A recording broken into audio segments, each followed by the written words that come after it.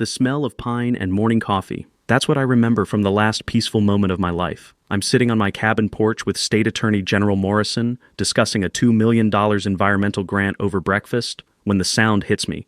Diesel engine roaring, gravel crunching, then slam. A black Escalade parks right on my begonias. Out steps a woman who looks like she eats small children for breakfast. Designer heels clicking on my wooden steps. She shoves a camera in my face while the state's top prosecutor is literally sitting next to me. "This illegal structure is condemned," she shouts. "I'm Brenda Castellanos, HOA president, and you're done." Attorney General Morrison nearly chokes on his coffee. "Excuse me, ma'am." "Someone," I interrupt, watching her lackeys photograph my solar panels, who just made the biggest mistake of her life. Brenda didn't know she was declaring war on a guy having breakfast with the state's most powerful prosecutor. What would you do if your HOA attacked you during a meeting with government officials? Comment where you're watching from. I bet you have HOA horror stories that'll make your blood boil. Let me back up and tell you how I ended up having breakfast with the most powerful prosecutor in the state, while a lunatic HOA president declared war on my dead wife's dream. My name's Garrett Reynolds, 52 years old, retired electrical engineer who spent 30 years designing smart grids for half the municipalities in this state. I made my money selling patents for technology that keeps your lights on, then figured I'd earned the right to disappear into the mountains. The cabin belonged to my grandfather, a mining engineer who bought 40 acres in Cascade Valley back when Calvin Coolidge was president. When I inherited this place 3 years ago, it came with something more valuable than land: Sarah's final wish. My wife died of cancer 2 years back, but before the morphine took her words away, she gripped my hand with surprising strength.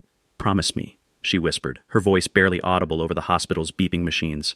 "Turn our valley into something beautiful. Show kids what we're fighting to save." The smell of antiseptic and dying flowers in that hospital room still haunts me. But keeping that promise, that's what gets me up every morning.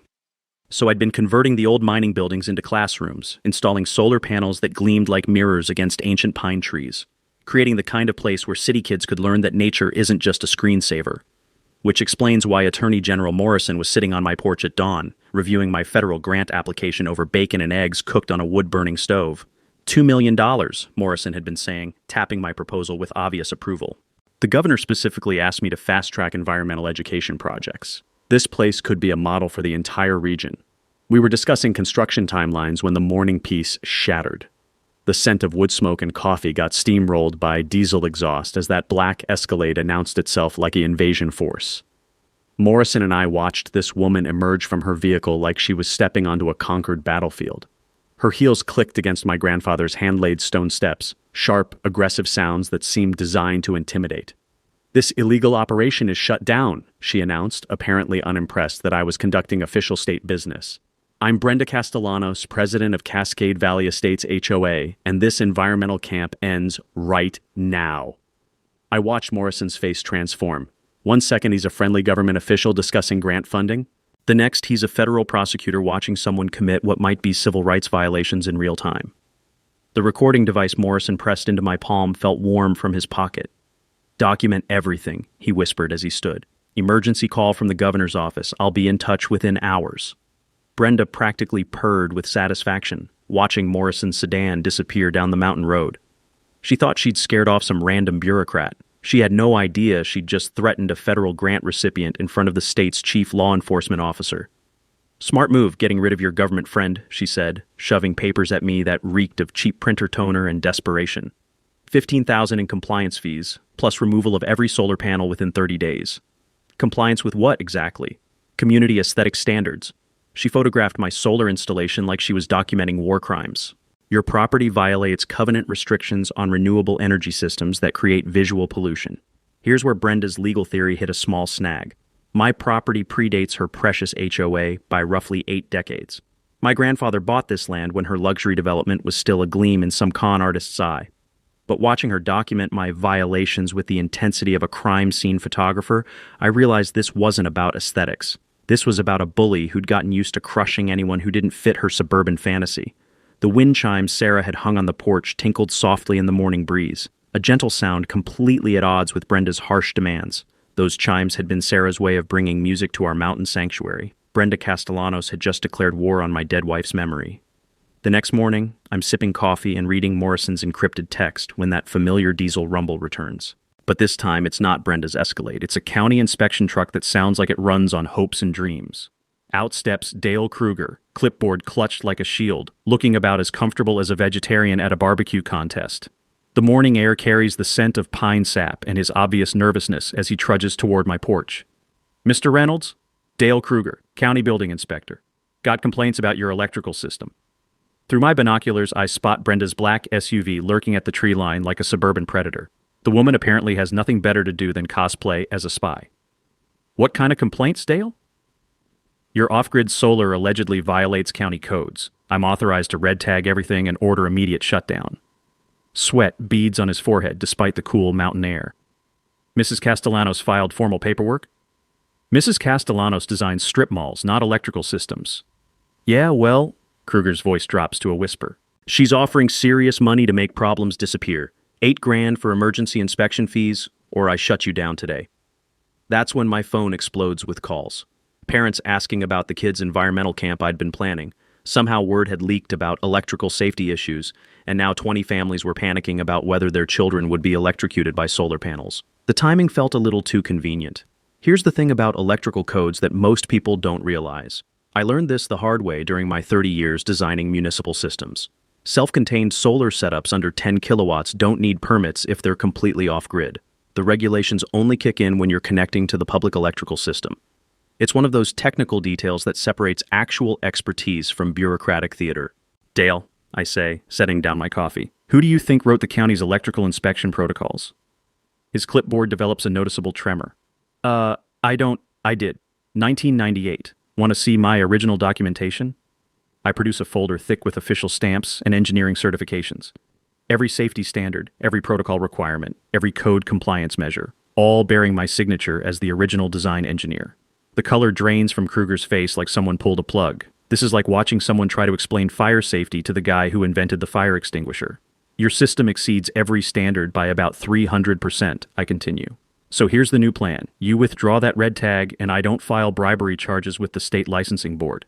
Kruger practically levitates off my porch. I'll need to review my findings." Within an hour, my phone buzzes with another encrypted message from Morrison. Kruger's inspection history under federal review. Pattern of fraudulent red tags across 3 counties, all connected to development projects. The federal machinery is already grinding into motion, but Brenda thinks she's fighting some grieving hermit with a few solar panels. She has no idea she just declared war on someone with the state attorney general's direct number. That evening, my neighbor Magnus Olson appears with a mason jar of moonshine that could probably power a small aircraft. At 78, Magnus has survived enough mountain politics to recognize the scent of trouble in the wind. "That HOA witch came sniffing around my place too," he says, settling into Sarah's old rocking chair. The wood creaks in harmony with evening wind through the pines, a sound that always brings back her laugh. "What kind of sniffing?" "Photographing my well house, measuring distances to everything. Claims my septic might be an environmental hazard." Magnus takes a sip that would kill a normal person. "Funny thing though, I've got surveyor maps in my basement. Original documents from when Daddy homesteaded here in 1887. My engineering brain starts calculating. Property surveys from the 1880s would show original boundary lines, water rights, federal land designations, the kind of historical documentation that modern developers sometimes prefer to ignore. Think I could look at those maps? Magnus's weathered face splits into a grin. "Son, I was hoping you'd ask. Got a feeling those old papers might tell us exactly why this HOA lady's so desperate to control our valley." As twilight paints the mountains in gold and purple, I realize Brenda's first attack just handed me 3 gifts: evidence of corruption, federal backing, and a neighbor with potentially explosive historical documents. The sound of Magnus's moonshine jar hitting the porch railing echoes through the evening quiet. Tomorrow, Brenda would escalate again.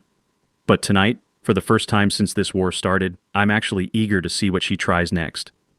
Sometimes the best defense is letting your enemy think they're winning while you build a fortress they can't see. A week later, I'm setting up outdoor science stations for the first group of visiting kids when a truck I don't recognize pulls into my driveway. Cascade Environmental Solutions, painted on the side in letters so fresh the paint probably isn't dry yet. Out steps a guy who screams, "Fake it till you make it." Expensive boots, brand new clipboard, and the kind of overconfidence that comes from never being questioned. Rico Castellanos. Yeah, same last name as our HOA dictator. Keeping the corruption in the family, apparently. Rico Castellanos, certified environmental consultant, he announces like he's introducing himself at the Oscars. Emergency complaint filed about groundwater contamination. Need to test your well immediately. The 20 kids I'm teaching about mountain ecosystems suddenly look worried. Their parents trusted me with their children, and now some guy in a hard hat is talking about poisoned water. What kind of contamination? I ask, watching Rico unpack testing equipment that still has Home Depot price stickers. The dangerous kind that requires immediate evacuation. He's collecting water samples with all the scientific precision of someone making Kool-Aid. My preliminary analysis shows serious contamination levels. Here's something from my engineering days that most people don't know. Real environmental testing requires proper sample handling, certified labs, and documented chain of custody procedures. A guy with a drugstore pH meter collecting samples in recycled pickle jars isn't exactly following EPA protocol. Rico spends exactly 4 minutes analyzing my water before announcing his verdict. Confirmed contamination. Health department will receive my emergency report within the hour. You'll need immediate septic replacement, $25,000 through my recommended contractor.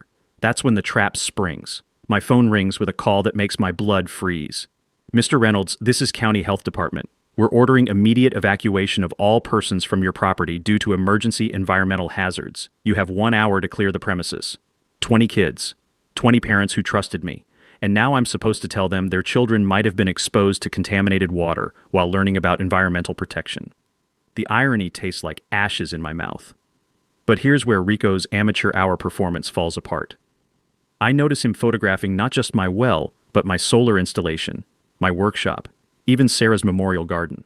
Environmental consultants test water. They don't conduct property appraisals. Rico, I say, mind showing me your state certification? His swagger evaporates faster than mountain mist in sunshine. My credentials are currently being renewed with the licensing board, which means you don't have any. 20 minutes later, a federal vehicle arrives that makes Rico's truck look like a toy. EPA agent Patricia Hayes steps out with the kind of equipment that costs more than Rico's entire operation, and the no-nonsense expression of someone who's dealt with actual environmental disasters. Mr. Reynolds, EPA Regional Office. We received reports about water contamination. She glances at Rico, who's suddenly very interested in his phone screen. Standard protocol requires independent federal verification for evacuation orders. Rico's fake equipment disappears into his truck like evidence at a crime scene. Got other appointments, he mumbles, tearing down the mountain road so fast he leaves rubber on my gravel. Agent Hayes runs proper tests with sealed containers, certified procedures, and actual scientific methodology. The kind where samples go to real laboratories instead of getting eyeballed by someone's cousin with a chemistry set. Results arrive the next day. My well water is cleaner than most municipal supplies. But here's the kicker. Rico's contaminated samples actually came from Poison Creek, 2 miles away near an abandoned mining operation. His environmental expertise apparently didn't include knowing which body of water he was testing. Your boy Rico's got some explaining to do, I tell Brenda when she calls demanding payment for his emergency consultation. Rico is a certified professional. Rico's certification apparently didn't cover basic geography. He tested the wrong creek. The silence stretches long enough for me to hear her brain recalculating. Then, this valley will be developed, one way or another. That evening, Morrison calls with news that changes everything. Rico's cooperating with federal investigation. Turns out your HOA president's been running this same contamination scam across 3 counties. Always the same pattern: fake environmental crisis, forced evacuation, property acquisition. Magnus arrives with his evening moonshine and those historical documents we'd discussed. The 1887 surveyor maps feel fragile as ancient secrets between my fingers. Look here, Magnus says, pointing to faded boundary markers. According to these original surveys, that entire HOA development sits on federal land that was illegally transferred in the 1970s. The implications hit like an avalanche. If these maps are accurate, Brenda's luxury development is built on stolen government property. No wonder she's desperate to control the surrounding historic properties. We're witnesses to the original boundaries. The taste of Magnus's moonshine burns away the day's stress as stars appear overhead. Brenda's environmental warfare just handed me federal allies and evidence that could destroy her entire empire. Sometimes your enemy's desperation is your greatest weapon. I'm teaching a group of teenagers how to identify edible mountain plants when the certified letter arrives, delivered by a courier who looks like he'd rather be handling radioactive waste. The envelope bears the official seal of Cascade County Zoning Board, and its contents make my blood pressure spike into orbit. Notice of immediate cease operations. Unlicensed commercial recreation facility. 30 kids are arriving tomorrow for the first official Sarah Reynolds Environmental Learning Center session. Their parents have driven from 3 states, taken vacation time, paid program fees. And now some bureaucrats are claiming I'm running an illegal summer camp that violates commercial zoning restrictions. The retroactive permit fees alone would cost $40,000, more than I've spent on the entire facility. My phone explodes with Morrison's ringtone before I finish reading the legal nightmare. Emergency zoning hearing in 2 hours, he says without preamble. They're trying to shut you down before your federal grant gets approved. Can they do that? Not if we move fast. File nonprofit incorporation immediately. But Garrett, this hearing feels like a setup. Someone leaked your federal grant application. The betrayal hits harder than the legal threat. Only 3 people knew about the federal funding timeline: Morrison, myself, and whoever Morrison had discussed it with in confidence. Someone with access to federal grant information had fed details to Brenda's zoning board allies. I spent 90 minutes racing through IRS Form 1023, documenting every lesson plan, every educational objective, every environmental protection goal Sarah and I had dreamed about. The paperwork feels like armor, bureaucratic protection against bureaucratic attack. The zoning hearing takes place in a conference room that reeks of institutional cleaning supplies and political corruption. Chairman Wesley Park fidgets with documents while board members Janet Kowalski and Robert Sage avoid eye contact. They know this is a hit job, but they're going through the motions anyway. Brenda sits front row center with the evidence folder thick enough to stop bullets, practically purring with anticipated victory. Mr. Reynolds, Park begins reluctantly, you're operating an unlicensed commercial facility in violation of County Ordinance July 2nd, 14. The board has received complaints about unpermitted recreational activities involving minors. What complaints? Brenda stands like a prosecutor addressing a jury. 30 children arriving tomorrow for paid camping activities. Clear commercial operation disguised as environmental education. The county has photographic evidence of commercial playground equipment, overnight accommodations, and fee-based instruction. She's not wrong about the facts, just the interpretation. But then comes the trap I didn't see coming. Furthermore, Brenda continues, producing a document that makes my stomach drop. Federal grant applications clearly state this will be a regional educational facility serving hundreds of students annually. That's not a private hobby. That's a commercial enterprise requiring full recreational facility licensing. The room goes silent except for the hum of fluorescent lights. Someone had leaked my federal grant application word for word. The same application that demonstrated legitimate educational purposes now became evidence of commercial intent. That's when I realized Morrison's federal protection isn't coming fast enough. These board members are scared, probably threatened or bribed, but they're going to vote against me anyway. Gentlemen, I say, opening my laptop with hands that aren't quite steady, I'd like to submit federal nonprofit incorporation documents for the Sarah Reynolds Environmental Learning Center, filed this morning with expedited processing. Wesley Park's face shows genuine surprise. You incorporated as a nonprofit today? 6 hours ago, IRS approval pending, but educational nonprofits operate under federal jurisdiction during review periods. I turn my screen toward the board, watching their expressions shift from resignation to confusion. Local zoning restrictions don't apply to federally protected educational activities.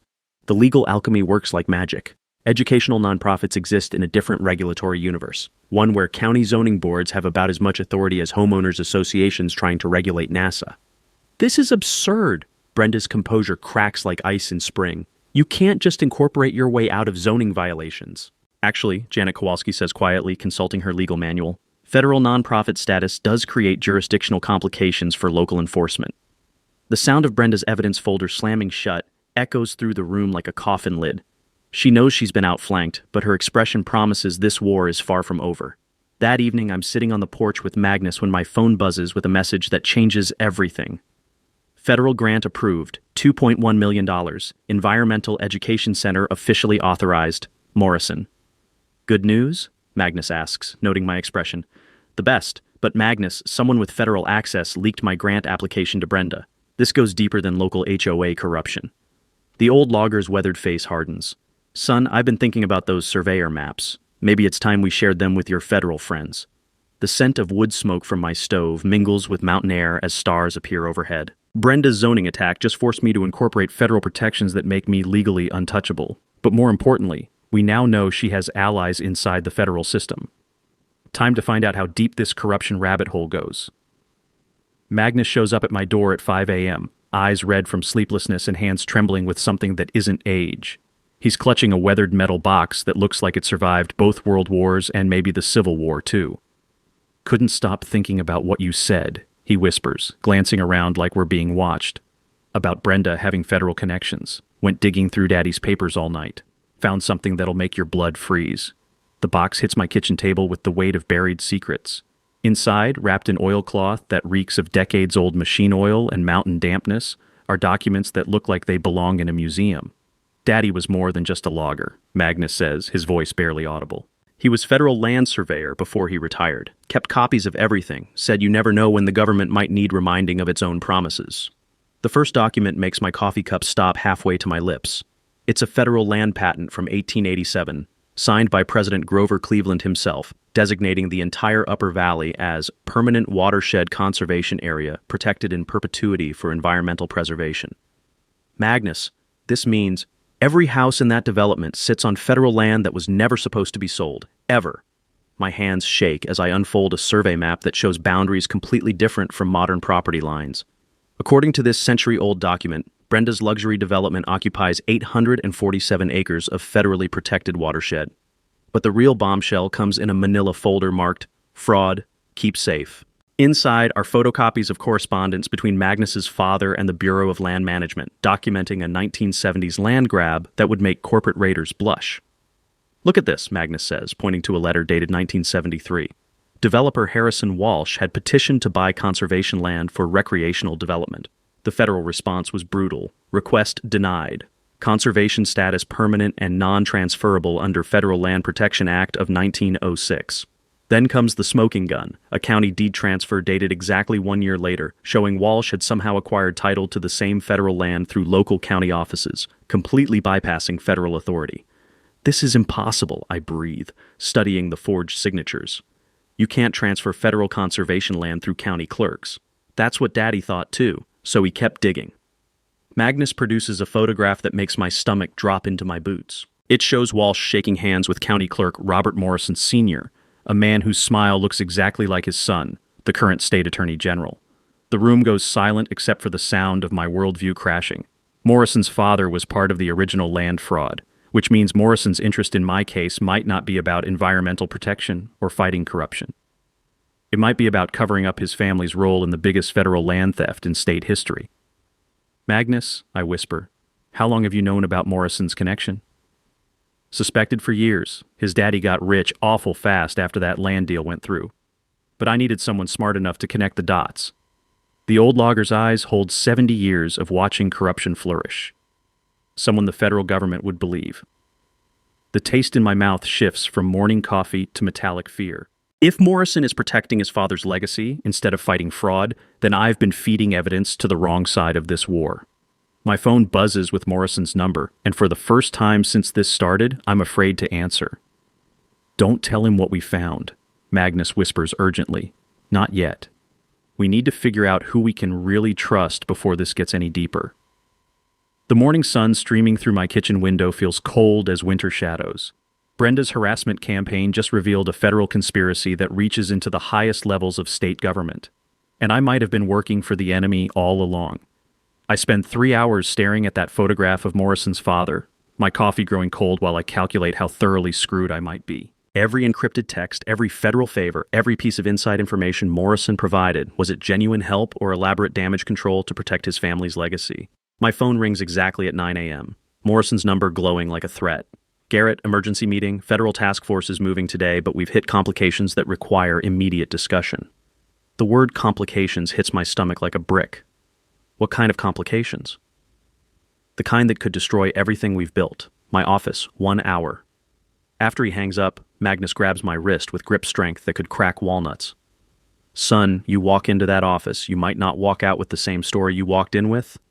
Then what's your brilliant alternative? Magnus opens a notebook that looks like it survived the Oregon Trail. We build our own federal case, people in this valley who've been waiting decades to take down the Morrison corruption machine. The first name surprises me, Dr. Elena Vasquez. Turns out Elena's been documenting illegal mining operations across 3 counties, always watching her research disappear into the black hole of the Attorney General's Environmental Crimes Division. 20 years of geological surveys proving systematic watershed destruction, Magnus explains. 20 years of evidence that mysteriously becomes insufficient for prosecution when it hits Morrison's desk. We drive to Elena's university office, where she greets us surrounded by maps that look like crime scene documentation. The scent of her herbal tea can't mask the smell of frustration that permeates her research. I've been wondering when someone would finally connect these dots, she says, spreading geological surveys across her desk. Every environmental violation, every illegal development, every federal land grab, they all trace back to cases that die in the state attorney general's office. The second ally makes my jaw drop. Rosa Sage, the environmental attorney who expedited my non-profit filing. Magnus reveals she's been fighting suspicious land development for 15 years, always hitting the same bureaucratic wall. Rosa's family lost their ranch to eminent domain in 1983, Magnus says. Guess who was deputy county attorney signing off on the seizure paperwork? Morrison Sr. The student becomes the teacher. Rosa arrives looking like someone who's been waiting her entire legal career for this conversation. Her briefcase contains files that paint a picture of 40 years of systematic corruption, all protected by the Morrison family's political machine. The pattern is surgical, Rosa explains, spreading legal documents like tarot cards predicting doom. Federal land fraud cases get buried in procedural delays. Environmental crimes disappear into jurisdictional disputes. Victims get exhausted by legal costs and give up. Elena adds the scientific evidence that makes my engineering brain start calculating in overdrive. Illegal development has contaminated 3 watershed systems affecting federal forest lands. Environmental crimes on federal property trigger mandatory prosecution. Even Morrison can't make those disappear. Here's something most people don't know about federal environmental law. When conservation land gets contaminated by illegal development, the federal government has emergency powers to prosecute without state involvement. The Environmental Protection Act creates federal jurisdiction that bypasses state corruption entirely. We go around Morrison completely, Rosa says, her eyes lighting up like someone who's just discovered fire. File directly with regional federal prosecutors, cut the state out of the loop. Magnus produces a business card so old it looks like parchment. Tommy Lightfoot, Tribal Council Environmental Officer. His grandfather's land borders the stolen federal property. Tribal nations have sovereign standing to file federal complaints that no state attorney can touch. The afternoon feels like Christmas morning for justice seekers as we plan our federal end run around 4 decades of corruption. Elena will document environmental crimes, Rosa will file federal complaints, Magnus will provide historical evidence, and Tommy will represent tribal sovereignty in federal court. But we need intelligence about Morrison's countermoves, Rosa says. Someone he trusts to gather information about how deep this cover-up network goes. They all look at me like I just volunteered to wrestle bears. You want me to spy on the state's most powerful prosecutor? You want justice for Sarah's dream? Magnus counters, his weathered face serious as mountain granite. The sound of wind through pine trees carries the gentle music of Sarah's porch chimes, the ones she hung to bring peace to our mountain sanctuary. She'd want me to fight for truth, even if it means walking into a trap designed by the most dangerous lawyer in the state. Sometimes the most terrifying path is the only one that leads to justice. That evening, I text Morrison. Sorry about missing your call. Federal paperwork crisis with the grant. Still need that meeting? His response comes back instantly. Tomorrow 2 p.m. Private office. Come alone. The taste of fear mixes with determination as I realize I'm about to play poker with a man who's been holding all the cards for 40 years. Time to find out if I'm brave enough to call his bluff. Morrison's office reeks of leather and lies when I arrive wearing Rosa's wire, my palms sweating against the tiny recording device taped to my chest. The Attorney General greets me with his trademark smile, but something predatory lurks behind those politicians' eyes. Garrett, thank God you're here. We've uncovered disturbing evidence about Brenda's escalation. He spreads surveillance photos across his mahogany conference table. Night vision images showing figures in dark clothing cutting cables near my solar panels, dumping chemicals near my well, planting devices around my property perimeter. Professional sabotage team, Morrison explains, his voice carrying concern that feels rehearsed. Federal surveillance caught them attempting to poison your water supply and disable your electrical systems. But here's what makes my blood freeze. These photos are too perfect, too detailed, too professionally composed. The timestamps show weeks of surveillance I never authorized using equipment I never knew existed. Morrison, I say carefully, how long have federal agents been watching my property without telling me? His pause stretches exactly 3 seconds too long. Protective surveillance. Started after the first harassment incidents. That's when the real trap reveals itself. Morrison slides another photo across the table, Magnus carrying his document box from my cabin, Rosa visiting with legal files, Elena photographing geological evidence around my property. Unfortunately, Morrison continues, Our surveillance also captured your unauthorized meetings with individuals who may be compromising the federal investigation. The son of a bitch has been documenting our alliance, building a case that we're interfering with federal law enforcement. Every meeting, every shared document, every piece of evidence we've gathered, all recorded by Morrison's surveillance team. My phone explodes with an emergency call that makes my heart stop beating. "Garrett!" Elena's voice cracks with panic. Magnus collapsed at home. Ambulance took him to Valley General. His oxygen machine failed during a power outage that only affected his house. "I have to go," I say, standing so fast my chair tips backward. Morrison's expression shifts to something that might be genuine concern or perfectly practiced sympathy. "Of course, but Garrett, be extremely careful. This case has attracted very dangerous attention. The 20-minute drive to the hospital feels like crossing enemy territory. Every shadow could hide surveillance. Every vehicle could contain Morrison's people. Every turn could lead to another trap. Magnus looks like he's been fighting a war and losing when I find him in the ICU, connected to machines that beep like electronic death watches. But his eyes burn with the fury of a man who's seen too much mountain politics to be easily fooled. Wasn't no power outage," he whispers when I lean close enough to smell the hospital antiseptic. "Heard vehicles around midnight, then someone cut my main electrical line. Oxygen machine died, backup battery was already dead. Someone had tampered with it earlier." The metallic taste of murderous rage fills my mouth. They'd tried to suffocate a 78-year-old man in his sleep because he possessed documents that could expose 40 years of federal land fraud. "Magnus, your father's papers. Hidden where they'll never find them." His weathered hand grips mine with surprising strength. "But son, while I was laying there waiting for the ambulance, I saw flashlights in my house. They were searching for something. That's when Magnus delivers the bombshell that changes everything. But here's what they don't know. Daddy didn't just keep copies of the fraud documents. He kept records of every bribe, every payoff, every political favor that made the land grab possible, including canceled checks written to Robert Morrison Sr. Elena calls while I'm still processing this revelation. "My university office was destroyed. Professional job. They knew exactly which files to target, which servers to wipe. 20 years of geological evidence, gone. Then Rosa. Law office burglarized. They took 15 years of federal land case files, left expensive equipment untouched. This wasn't random. They knew exactly what they wanted. The pattern crystallizes like ice forming on glass. While Morrison kept me distracted with surveillance photos and veiled threats, Brenda's team systematically eliminated evidence and attempted to murder the one witness who could prove the Morrison family's connection to the original fraud. But they made one fatal mistake. Magnus had been paranoid enough to hide multiple copies of every document in locations spread across 3 counties. Bank safety deposit boxes, tribal council archives, even waterproof containers buried on federal forest land. They think destroying our evidence will save them, I tell Elena during an emergency call. But they just proved how desperate they are. Rosa's voice carries the satisfaction of a hunter who's cornered dangerous prey. Federal prosecutors in the regional office are expecting our filing tomorrow morning. Complete case package, environmental crimes, federal land fraud, conspiracy, attempted murder. The scent of hospital disinfectant can't mask the smell of justice finally approaching, but the taste in my mouth warns that cornered predators are most dangerous when they have nothing left to lose. Tomorrow, we trigger federal charges that will either bring justice or start a war. The next morning, I'm sitting in Magnus's hospital room, helping him eat Jell-O that tastes like artificial cherry and broken promises when his nurse delivers news that makes my blood pressure spike into orbit. "Mr. Olson, there's been a court order filed for your psychiatric evaluation. Apparently, family members are concerned about your mental competency following your medical emergency." Magnus nearly chokes on his Jell-O. "What family members? I don't have any family." The nurse looks uncomfortable as she hands over legal documents that reek of expensive legal paper and desperation.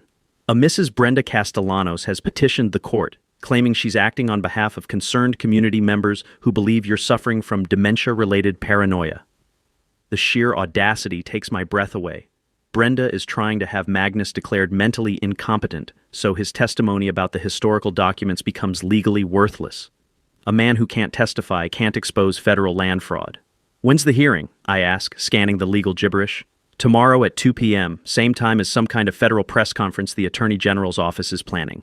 The timing isn't coincidental. Morrison is scheduling his federal announcement to coincide with Magnus being declared incompetent, neutralizing our most important witness before he can testify about the canceled checks to Morrison Sr. That afternoon, Rosa calls with news that makes the day even darker. Federal prosecutors in the regional office postponed our meeting indefinitely. They claim new evidence has emerged that requires review by the state attorney general's office first. What new evidence? They won't say.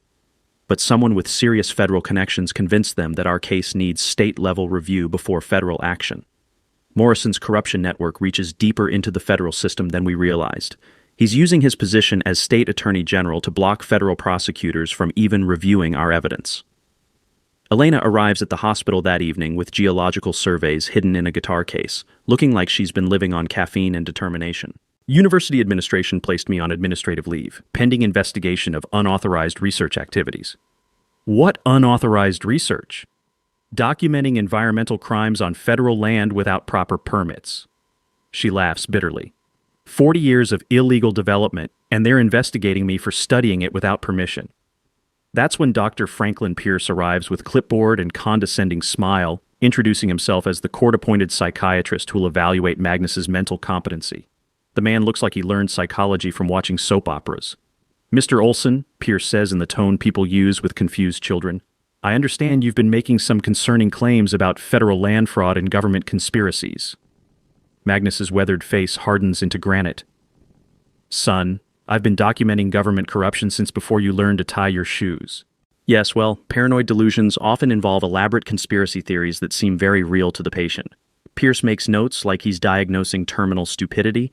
Tell me about these supposed federal documents you claim to possess. Here's something most people don't know about involuntary psychiatric commitment. If a court-appointed evaluator declares you mentally incompetent, your testimony becomes inadmissible in any legal proceedings. It's the perfect way to silence witnesses without technically breaking any laws. Dr. Pierce, I interrupt, what are your qualifications for evaluating federal land fraud cases? His smile falters slightly. I evaluate mental competency, not land disputes.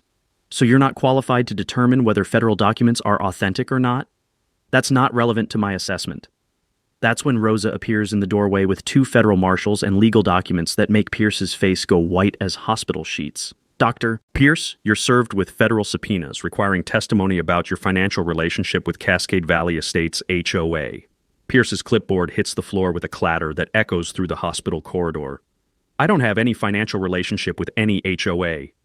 Bank records show 5 payments of $10,000 each over the past 6 months, Rosa continues, her voice carrying the satisfaction of a prosecutor delivering a kill shot. All from accounts controlled by Brenda Castellanos. The federal marshals escort Pierce away while he protests his innocence to anyone who will listen. Another piece of Brenda's corruption network exposed and neutralized. But the real victory comes when Tommy Lightfoot arrives with news that changes the entire game. Tribal Council filed federal complaints directly with the Department of Justice. Sovereign nation status bypasses all state-level interference. Rosa's eyes light up with the glow of legal vindication. DOJ has jurisdiction over federal land crimes regardless of state attorney general objections. Morrison can't block this. That evening, as sunset paints the hospital walls in shades of gold and justice, Magnus grins like a man who's finally lived long enough to see his enemies cornered. Son, he says, his voice stronger than it's been all day, tomorrow's going to be very interesting. The taste of federal justice feels sweeter than hospital jello. Brenda's desperate attempt to silence our witness just exposed her bribery network to federal prosecutors who can't be controlled by Morrison's influence. Sometimes your enemy's desperation becomes your greatest weapon. The county courthouse steps look like a media circus when I arrive the next morning, with news vans from 3 networks, federal agents in dark suits, and a crowd that includes half the valley's population. The air buzzes with tension thick enough to cut with a chainsaw. Morrison stands at a podium flanked by FBI agents and federal prosecutors, looking like a man who's about to announce either victory or surrender. Behind him, Brenda sits with her legal team, wearing the expression of someone who thinks she's about to be vindicated. She has no idea what's coming. Ladies and gentlemen, Morrison begins, his voice carrying across the courthouse plaza. Today we announce the conclusion of a federal investigation into corruption and fraud affecting Cascade Valley. The crowd murmurs with anticipation while I position myself near the courthouse steps, close enough to see Brenda's confident smirk. She actually thinks Morrison's federal announcement will clear her name and destroy my credibility.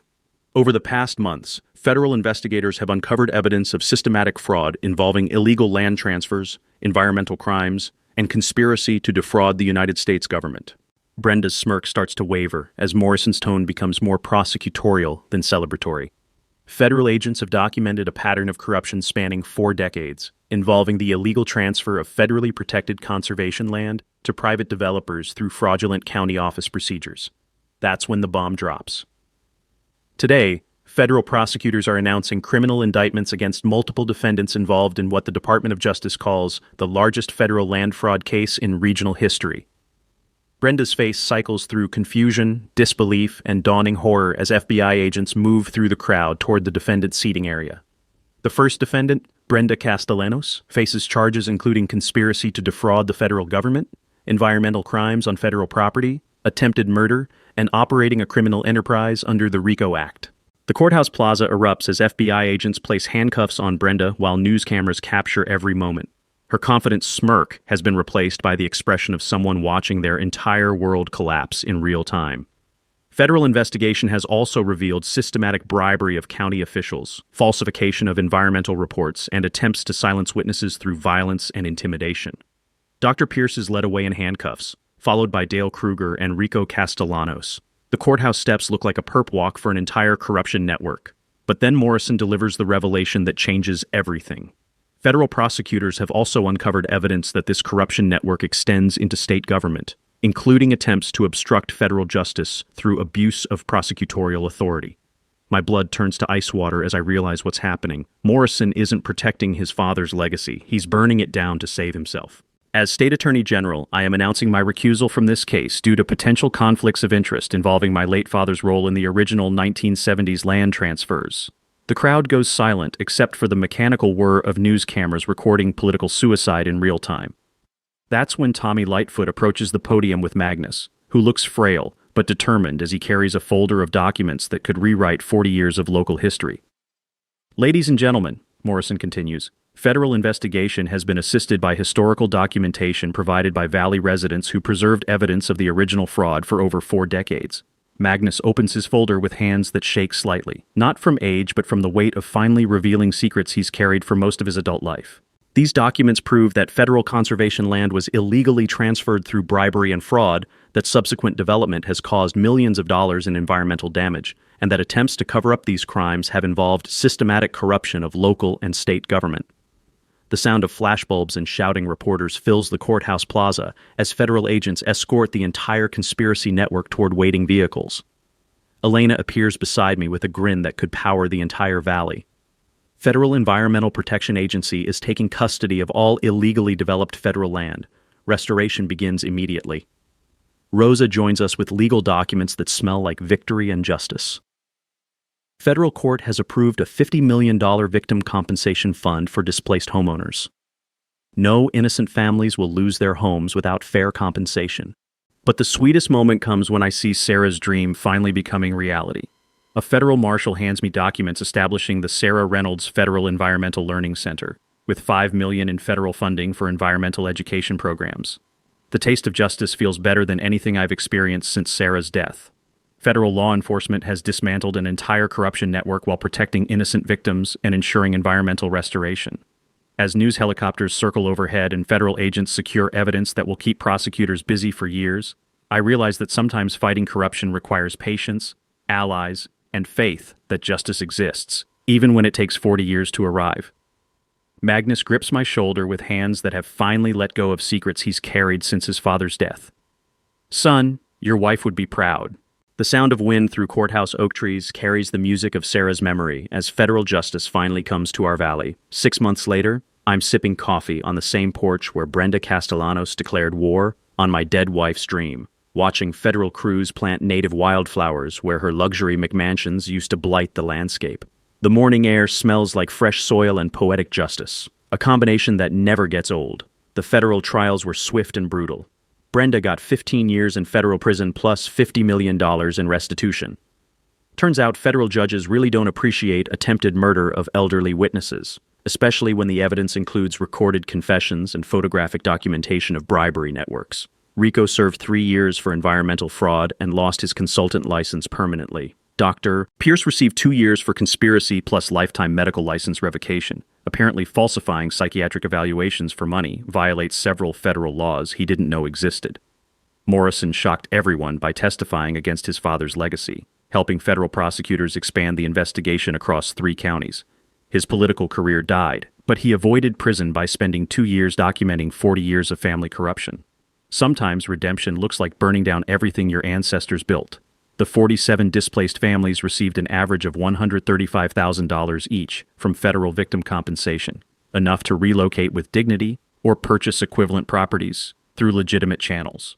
Most chose relocation, though 12 families received federal permits to rebuild in designated low-impact areas that actually enhance watershed protection. Magnus recovered completely and now gives daily tours as official federal historian of Cascade Valley Environmental Preserve.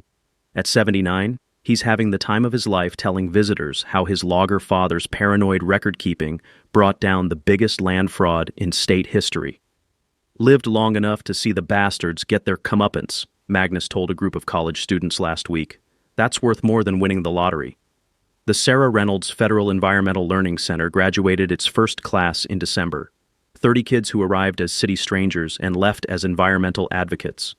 Maria Santos from Phoenix discovered her passion for geology and got accepted to Stanford's Earth Sciences program.